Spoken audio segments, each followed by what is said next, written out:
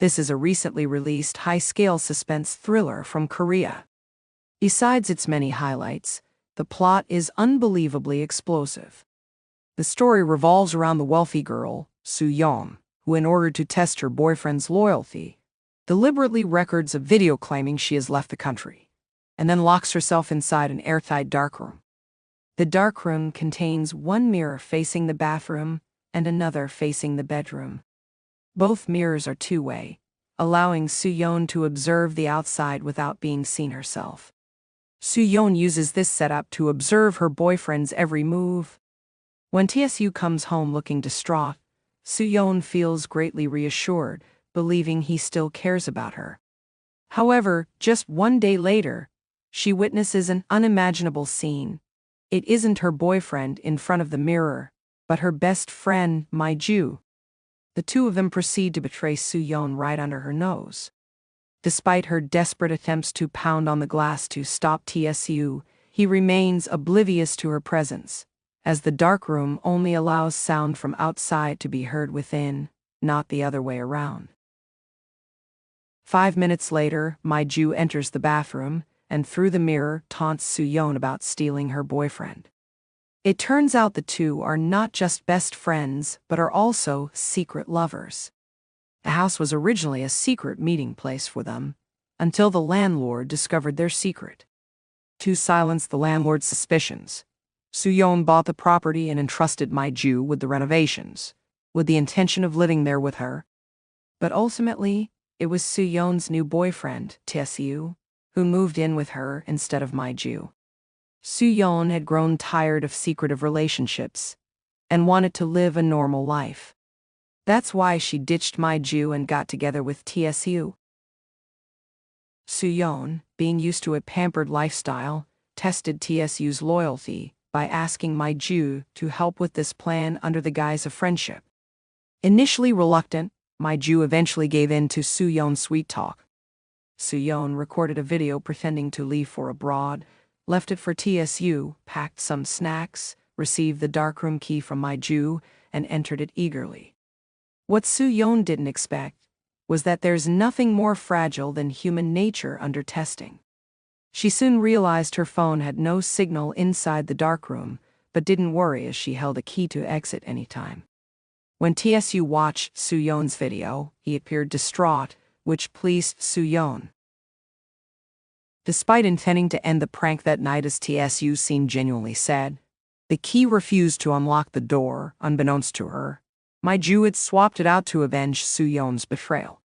Soo-yeon's good friend Mi-ju, seeing the bathroom isn't a coincidence, suddenly appears and reveals her betrayal was intentional.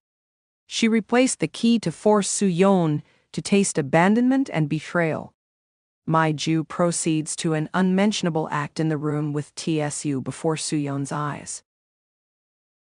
In a state of furious despair, Soo-yeon accidentally turned the hot water faucet, causing Mi-ju, who was showering, to scream in pain from the scalding water. This act rekindled a glimmer of hope for Soo-yeon, as the faucet became her only means of communication with the outer world. The next day, a repairman suggested sealing the old water line and installing a new one. In panic, Soo-yeon opened the faucet again, causing water to spray out in the house, prompting the repairman to suggest reconfirming before taking action, saving Soo-yeon from being completely isolated. As a few days passed without word from her daughter, Soo-yeon's mother began to suspect TSU, afraid something might have happened to her daughter. She chose to call the police. Despite suspicions cast on him, establishing his innocence following a police search at his home, TSU, struggling with a wounded ego, turned to Mi-ju for comfort. In his visit to Mi-ju's house, he discovered the door code was Soo-yeon's birthday. Mi-ju nervously claimed it to be a coincidence. While the two spent an intimate night, Soo-yeon, confined in the darkroom, faced starvation and thirst, surviving on expired noodles and yellowed tap water, hopelessly wondering if she would die there due to her own decisions. Fortunately, the situation soon turned a corner as Soo-yeon's mother found a clue from the video Soo-yeon left behind. Zooming in on the video, she saw a forearm's reflection in the mirror behind Soo-yeon, indicating another person's presence. Recognizing the bracelet on the person as Mai-ju's, TSU was startled by the discovery. Confronting Mai-ju with the finding, she admitted to her relationship with Soo-yeon, but would not disclose her current whereabouts.